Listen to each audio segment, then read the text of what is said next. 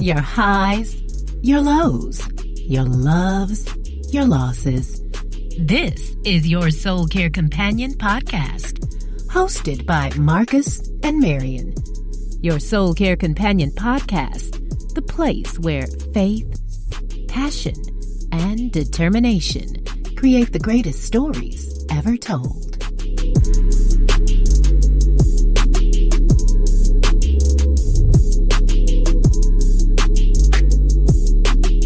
Welcome to Your Soul Care Companion podcast. This is Marion and I am Marcus. And we are here today with two, I always say very special guests, but today you're in for a great treat because the guests are Marion and Marcus, Your Soul Care Companion. Absolutely. We wanted to do a special episode today, or rather an introductory episode, because, you know, you hear the term Soul Care Companion and you're like, what is that? What do they do? Is this some new age stuff? And really, it's not. Nope. We wanted to really talk about what we do and what's been placed in our hearts to do. When we talk about soul care, it's an area where when people hear it, they think about sitting in front of the TV and watching Oprah on Sunday morning. Right. That's not it. And it sometimes it could be. However, you know, Oprah is on a screen through a tube and, you know, not within reach for you, you know, talking about, well, she deals with it in a more global perspective, I'll say that much. It's less individual and personalized. And one of the things that we wanted to do is make it more personalized based on our life experience and the life work that we aspire to do. We really talk about soul care, you know, because, you know, Marcus and I, we've been going to church. Now, I've been going to church all my life. Now, I don't know about him. He was a little heathen at first, but I've been saved all my life. God, thank you. Yeah, right. You know, but I was raised in that tradition of church, and we talked a lot about your spirit. And your spirit being right with God, and your spirit. And then the polar opposite of that is, you know, your body, you know, going to the gym, getting your body right, making sure you're in good health, etc., etc. But that soul, you know, the part where we believe, the part of you where we believe is the seat of most of the things and the issues that we deal with, is a lot of times, you know, just left alone to figure this thing called life out. Right. And so we call ourselves, or we coined the terms of Your Soul Care Companions, because we're here to help you walk through that journey. You know, it's a process, and, you know, life is a process, and self-discovery and self-awareness is a process. So, you know, because we are on that same journey, and I emphasize that point, we are on that same journey because we, like no one on this planet, have arrived. However, what we're willing to do is use the lessons from the experiences that we've gone through and the experiences that we have encountered in life to help you walk through your experiences. Now, I've talked a lot because I am a talker, and I will admit it. Yes, he is. So, Margaret, really? But you know what, Marion has done a great job explaining the importance of the soul and caring for the soul and needing a fellow companion to walk alongside you as you take this journey of life, this journey of wholeness. One thing that we all have in common is that we all have our story. We all have our own experience, or our own experiences, plural. And they're all worth hearing.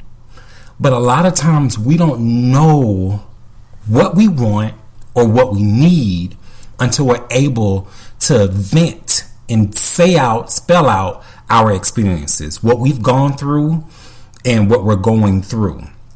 So that's where we come into the picture, because honestly, this is something that we've been doing all of our lives and we just didn't know it.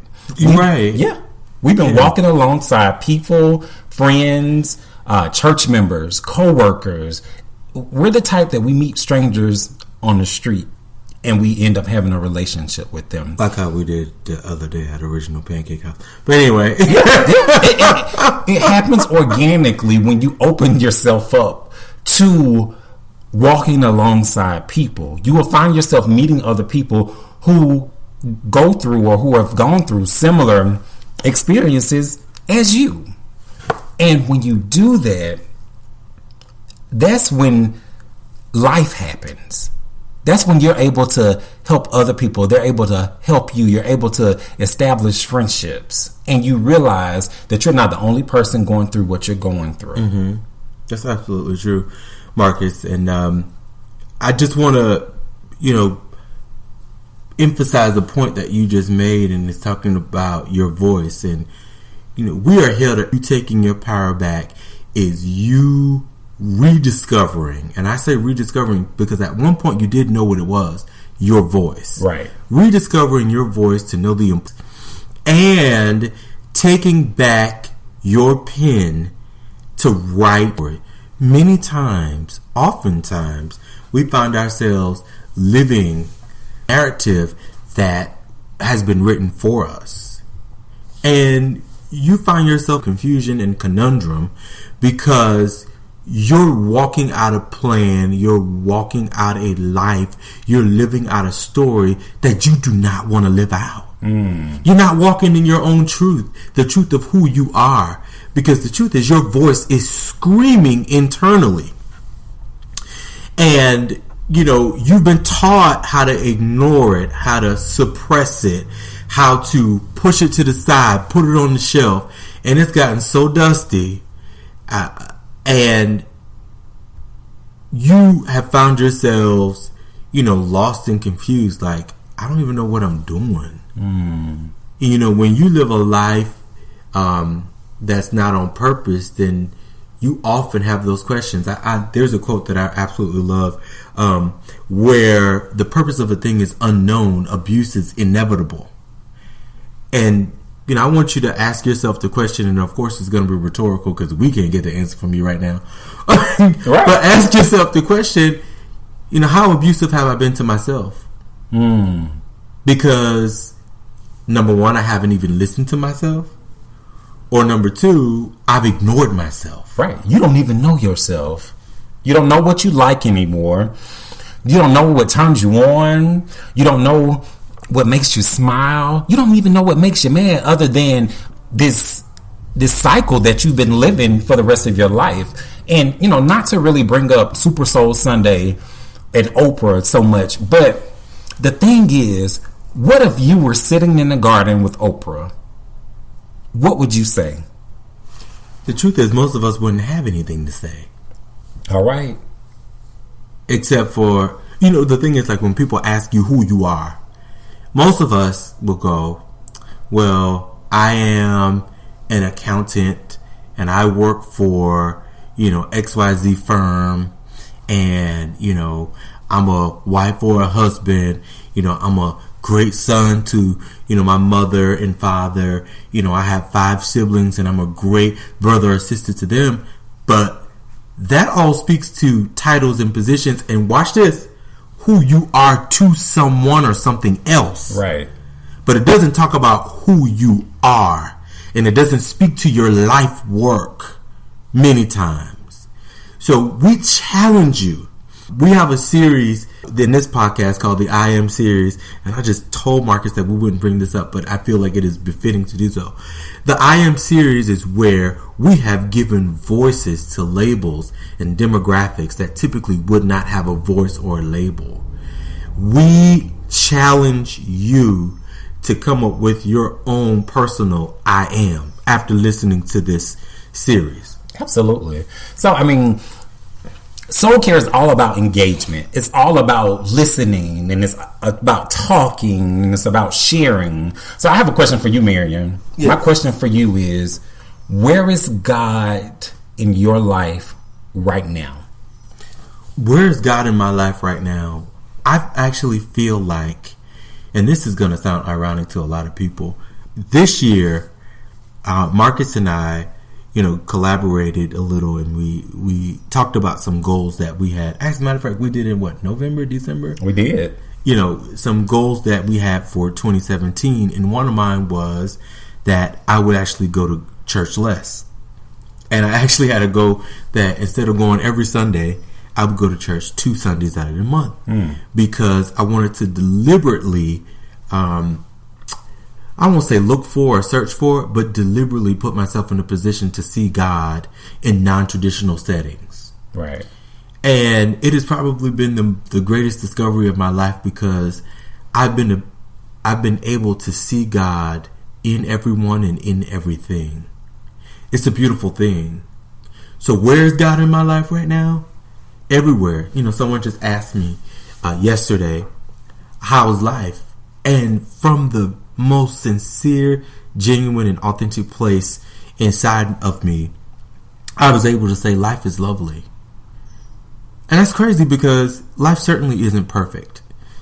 Listeners everywhere, we are sitting in a room in a makeshift studio with Marcus, and I'm gonna call him Humpty Dumpty for this reason, because literally, last week this time, he was preparing for a sprint class, right? And right now he was preparing for a sprint class. He went to the class, in a mid-sprint, leg gave out. His body went forward, leg went backwards, causing him to end up with a broken femur. Yep. Marcus is sitting here with a rod and screws in his leg, and he has his right leg propped up, his left leg under his right leg propped up on a, what is this, a little chest? Oh, no. It's a 1942 World War II ammunition. Details. While we're doing this. So, is life perfect? Not really. Marcus is, broken and sitting here like, okay, when we're going to end this so that I can get a little bit of relief. But life is lovely. Life is lovely. But life is not perfect, as you said. And he's right. I injured myself last week.